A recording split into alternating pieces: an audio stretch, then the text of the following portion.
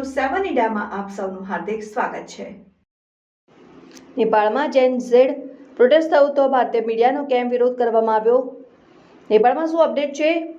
સુશીલા તાર્કી પ્રધાનમંત્રી બની શકે છે? ખરી રીતે ઘોષણા થાય વર્ષ 30ના બાળકો આંદોલનમાં જોડાયેલા છે। મોટાભાગે યુવાન લોકો છે આ દેશમાં વિરોધ કરીને જેમણે ક્રાંતિનું નામ આપ્યું છે, જેને દેશમાં સરકાર પલટી છે, દેશ આખો પલટ્યો છે, દેશ આખો ઠપ થયો છે, જેનું ટુરિઝમ સાવ બંધ છે। સામાન્ય માણસ પણ ખૂબ મુશ્કેલીનો સામનો કરી રહ્યા છે, છતાંય તે કહી રહ્યા છે કે કોર્ટે અલગ રીતે રજૂ કરવામાં આવે। ભારતીય મીડિયાની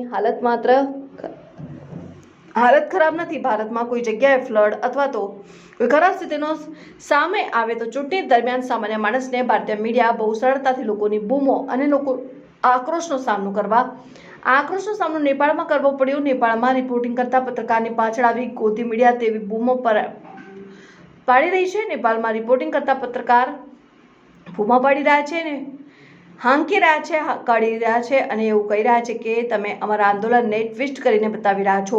ભારતીય મીડિયાને હાલ નેપાળમાં પણ ખરાબ થઈ રહી છે કે તે વિડીયો સામે આવી રહ્યો છે।